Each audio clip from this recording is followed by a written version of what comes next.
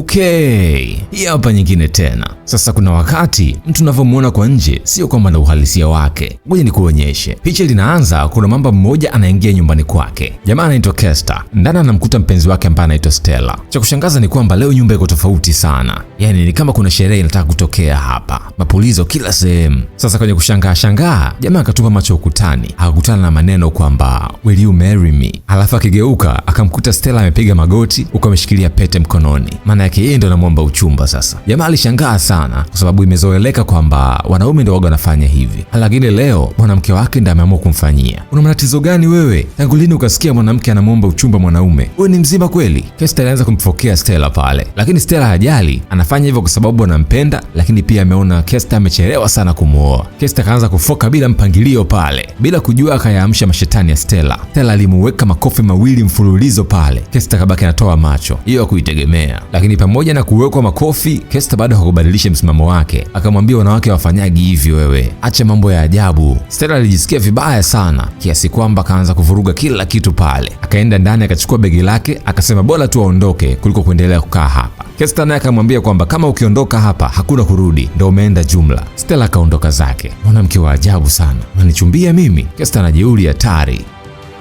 Kama kawaida, hii ni movie recap kutoka The Scenes. Mimi ni Samro sasa. Usisahau kusubscribe na kubonyeza alama ya kengele ili movie kali kama hizi ziwe zinakufikia kwa wakati. Twenzetu.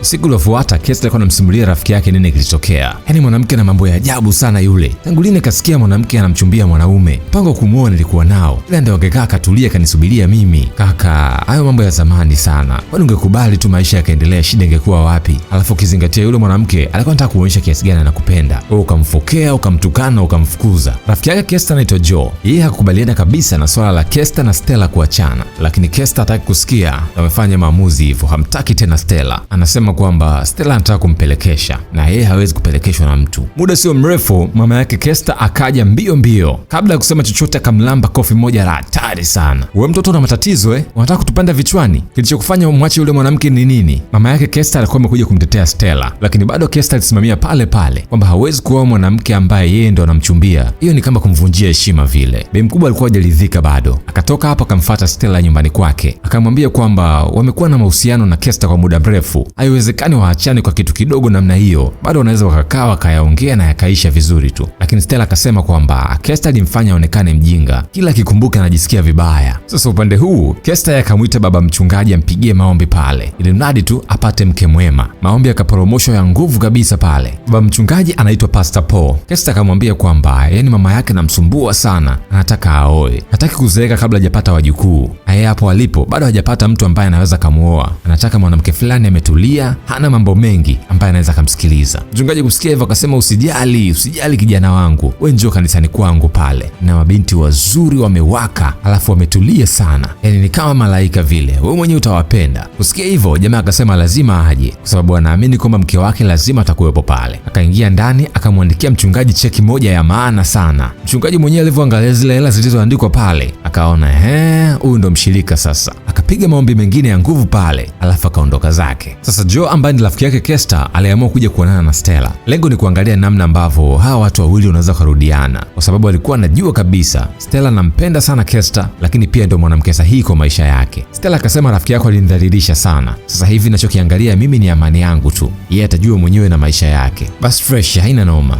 Lakini umependeza mama. Makumbato yakawa mengi pale. Joe alikuwa anamsifia sana huyu mwanamke. Na hata alivyokuwa anaondoka, jamaa kabaki anamcheki pale.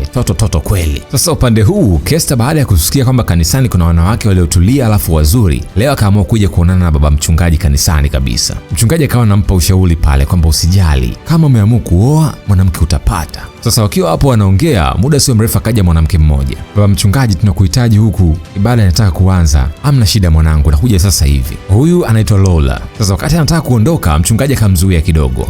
Bwana Kester, unakumbuka ile binti nilikuwa nakwambia? Basi ndio huyu hapa. Jina lake anaitwa Lola. Ametulia sana, anampenda Mungu sana. sana, ni miongoni mwa mabinti ambao wamenyoka sana. Kesta akaona hapa tayari amepata mke. Jamaa akasubiri mpaka ibada ilivyoisha, akamuita pembeni ili aongee naye. Sasa kila kitu ambacho Lola anaongea yeye ni Mungu tu, maisha yake yote ni kanisani, yani kila anachokifanya yeye ni kanisa tu, anaenda kanisani kuanzia Jumatatu mpaka Jumapili. Jamaa akaona sasa huyu ndio mke nilikuwa natafuta. Sasa Kesta akamkaribisha nyumbani kwake ili angalau wazungumze, wafahamiane zaidi. Lola akasema kwamba kabla hajaenda inabidi kwanza muulize Roho Mtakatifu, akimruhusu basi atakuja.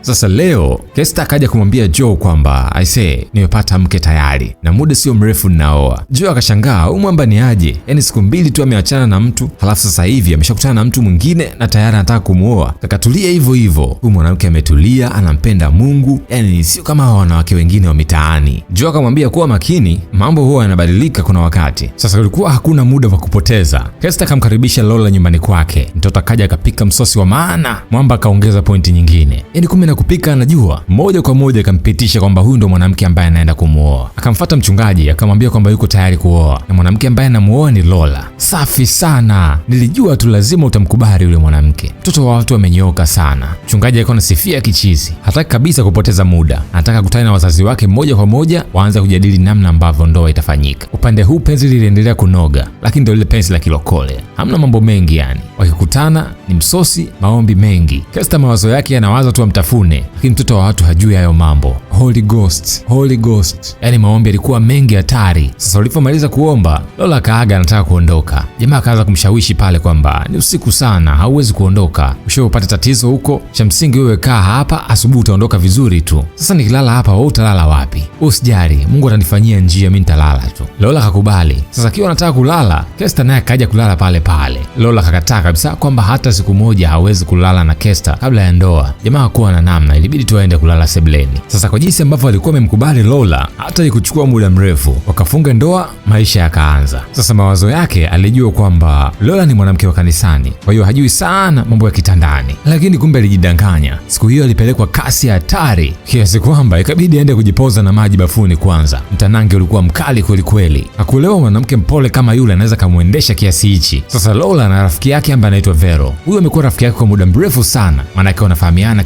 kindaki. Leo alikuwa kuja kumtembelea aone anaishi wapi. Maana yake hii ndoa yani imeenda haraka sana mpaka kila mtu hakuelewa. Wakati huo Kesta naye ameenda kumtambia rafiki yake kwamba nilikwambia kijana wangu lazima nitapata mwanamke mmoja safi amenyooka sana, kwa hiyo kama vipi na wewe jitahidi angalau uoe ndugu yangu. Joe akasema nipe muda kidogo, mimi bado nipo kwanza. Leo mama yake Joe akaja kumtembelea Joe nyumbani kwake. Lola alikuwa amekaa sebuleni yuko busy kwenye simu yake. Akamwambia mama yake Joe, haya tukusaidie nini? Bi mkubwa kauliza kwamba mimi ndo unaniambia hivyo, sasa utanifanya nini? Lola alikuwa na dharau sana. Mama mkwe akawaka, wakakamatana pale wakaanza kuzichapa. Lola kambonda mama mkwe mpaka kamkalia juu, lakini Kesta alivyokuja akajilaza chini kama yeye ndo amepigwa vile. Kesta alifikiri kwamba mama yake ndo mkorofi, akamfokea sana kwamba aache kuingilia maisha yao, yeye sasa hivi ni mume wa mtu, kwa hiyo na mama yake akae nyumbani kwake na mume wake huko.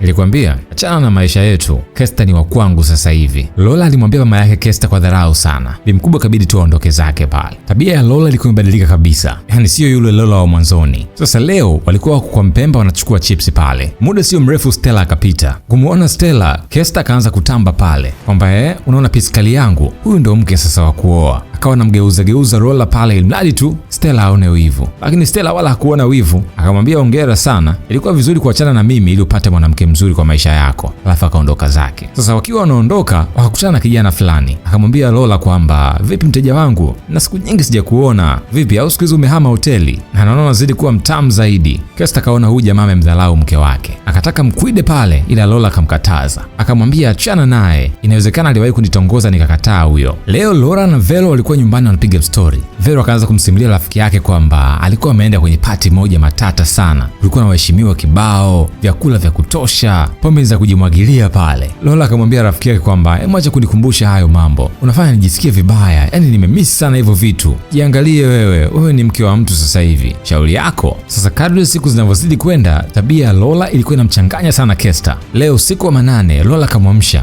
nisaidie yani kidogo tu hata sitakusumbua sana. Mama akajitetea pale kwamba amechoka sana, kwa sababu tayari wameshafanya vya kutosha, lakini Lola haelewi. Leo asubuhi uvumilivu ulimshinda Kester. Baada ya kupelekeshwa kwa karibu mara 10 kwa usiku mmoja, jamaa aliamka asubuhi anakimbia mbio mpaka kwa mchungaji. Akamwambia mchungaji, haya mambo siyawezi. Yule mwanamke kila wakati yeye anataka tu, hachoki na haridhiki. Yaani mara 10 kwa siku, ataniua huyu. Hii kitu ni hatari, sio mchezo. Akamwambia hamna shida, tutafanya maombi alafu kila kitu kitakuwa sawa. Wakapiga maombi ya nguvu pale, na kama haikutosha wakaenda na nyumbani pia. Maombi yakapigwa ili mradi tu Lola atulize mzuka kidogo, lakini mambo hayakuwa rahisi namna hiyo. Mchungaji akamuuliza Lola kwamba siku hizi sikuoni kanisani pia, kwani kuna shida gani? Lola akamwambia kwamba alikuwa anakuja kanisani kwa sababu alikuwa hana mume, na alikuja kanisani ili mradi tu apate mume wa kumuoa. Ndio maana akajitahidi kila siku anakuwepo, anafagia, anaimba kwaya, anatoa sadaka ili mradi tu apate mume wa kumuoa. Sasa hivi tayari mume wanaye, aje kanisani kufanya nini tena wakati alichokitaka tayari ameshakipata? Kwa hiyo sasa hivi anachokifanya ni kujenga ndoa yake, basi hayo mengine hana muda nayo. Mchungaji kabaki pale ametoa macho. Sasa sio kwamba Lola aliacha tu kwenda kanisani, akawa mlevi kupindukia kiasi kwamba Kester kirudi nyumbani kwake anamkuta yeye na rafiki yake wamelewa vibaya mno kiasi kwamba mpaka hawajitambui. Hamza Lola zilikuwa haziishi nyumbani peke yake kiasi kwamba hata akimkosa nyumbani anamfuata mpaka kwa rafiki zake, yani muda wote yeye anataka tu. Joe akaona haya hayawezi, ikabidi atoke awapishe pale. Kester akaona sasa haya yamezidi, akamweka banzi mke wake mradi tu atulie. Cha kushangaza na yeye akarudishiwa zito la maana, na ilikuwa sio banzi peke yake. Lola alimuweka vya kutosha pale. Unanipiga mimi? Unanipiga unanijua wewe? Ilikuwa ni full tough run. Siku iliyofuata Kester alirudi kwa Joe kumuonyesha jinsi alivyobondwa. Mwangalie jicho langu lilivyo jekundu, yule mwanamke ni hatari. Joe akamwambia uliyataka mwenyewe, tulikushauri usiharakishe kuoa, umchunguze kwanza ukakataa. Haya yamekukuta sasa. Wakiwa wanapiga story, Stella akaingia. Kumbe Stella na Joe wapo kwenye penzi zito sana. Kester hakuamini kwamba mwanamke aliyemwacha sasa hivi yuko na rafiki yake. Joe akamwambia ndio hivyo na muda sio mrefu tutafunga ndoa. Kester kaanza kumwomba msamaha Stella pale pale kwamba warudiane, lakini Stella akamwambia wewe usijaribu, mimi ni mwanamke wa mtu sasa hivi, inabidi uheshimu hilo. Jamaa alirudi nyumbani mawazo akiwa mengi sana kichwani kwa sababu alijua kabisa ameshavuruga mambo. Na upande huu Lola aliendelea na vita kama kawaida, yani akitaka ametaka, hataki maswali. Siku zote asubuhi na mapema Kester waga anatoka naenda zake mazoezi, anapiga tizi la masaa mawili alafu anarudi nyumbani. Leo alikuwa anarudi nyumbani kutoka mazoezi, lakini cha kushangaza akiingia chumbani kwake anamkuta Lola yuko na mwanaume mwingine kitandani kwake. Jamaa aliwaka sana, muda sio mrefu zikaanza kupigwa mule ndani. Cha kushangaza Lola naye akaanza kumpiga mume wake, yani yeye na mchepuko wake wakamchangia mume wake mpaka kazima pale ndani, alafu akaondoka zao. Baada ya muda Joe naye akaja, akawa anampigia simu Kester, inaita lakini haipokelewi. Baada ya kupiga simu sana ikabidi aanze kuzunguka mule ndani labda atamuona Kester. Alivyoingia chumbani akamkuta Kester amelala kitandani wala hajitambui, hiyo yote kwa sababu ya kipigo. Ikabidi amchukue haraka na kumpeleka hospitali. Jamaa alikuwa ameumia maeneo ya kichwani, na hiyo yote kwa sababu ya kuoa mwanamke asiyemjua vizuri. Lawama zote alikuwa anazitupia kwa mchungaji kwa sababu yeye ndiye amemwozesha mwanamke wa ajabu. Baada ya kuruhusiwa tu kutoka hospitali, Kester kaenda moja kwa moja mpaka kanisani, akamvaa mchungaji pale, akaanza kumtembezea moja mbili. Ilibidi Joe ndo awaachanishe. Mchungaji akasema yeye hana makosa, hakujua kwamba Lola ana tabia kama hizo, kwa sababu wakati wote yuko kanisani alikuwa anajionyesha kama binti moja ametulia sana na hana mambo mengi. Kwa hiyo watu wote wakaamini yuko hivyo. Sasa balaa ilikuwa haijaishia hapo. Kester na Joe wanatoka kuelekea nyumbani kwa Joe, na hapo ndio wanapata mshtuko wa mwaka. Wanakuta nyumba ni nyeupe, haina hata kijiko. Lola amechukua kila kitu akaondoka nacho, alichoacha ni baluo tu kwamba ndoa imenishinda, nimeondoka kwenda kuanza maisha yangu sehemu nyingine. Mwamba alishindwa kuvumilia, akaanguka chali akazima pale pale. Joe ikabidi ambebe haraka kumrudisha hospitali tena, mgonjwa akapata ugonjwa. Sasa baada ya Kester kuzinduka akasema kwamba mwanamke aliyekuwa anamfaa ni Stella, kwa hiyo inabidi Joe aachane na Stella ili yeye arudiane naye. Joe akasema hapana, hiyo haiwezekani kwa sababu kwanza mimi na Stella tumeshapendana, lakini pia Stella mwenyewe hawezi kukubali. Kester akalazimisha kwamba wewe ni rafiki yangu bwana, yule ni mwanamke wangu, wewe niachie tu. Joe akasema sawa, nenda kaongee naye, kama yeye akikubali basi mimi nitakuwa sina kipingamizi. Haraka sana Kester akatoka akaenda kuonana na Stella. Jamaa alipiga magoti akaanza kuomba msamaha kwamba tayari amejifunza na yuko tayari kumuoa waanze familia. Stella akamwambia ameshachelewa, na wakati huo unapozungumza kadi za miariko ya harusi ya yeye na Joe tayari zimeshaenda na watu wanajua wanaoana, na zaidi ya yote Joe ni mtu ambaye anampenda sana, kwa hiyo hawezi kuachana naye. Kester akawa amekwama, kabidi tu arudi nyumbani kwake, nyumba ambayo ni tupu haina kitu. Akakaa chini akawa analia pale. Mama yake akaja akamkuta amekaa pale, hali yake mbaya, hajielewi. Mkubwa akamwonea huruma, akamwambia uwezi kukaa peke yako, haya mwanangu twende kwenda nyumbani. Sasa hapo ndo movie inaishia. Movie ni kali sana, inaitwa The Church Girl, maana yake mdada wa kanisa. Sasa kwenye comments utaniambia unahisi kanisani ndio kuna watu sahihi wa kuoa au kuolewa nao? Usisahau kulike, kusubscribe na kubonyeza alama ya kengele ili kila nitakapoweka movie mpya wewe uwe wa kwanza kuipata. Lakini pia usiache kuangalia video zetu zilizopita na zinazokuja.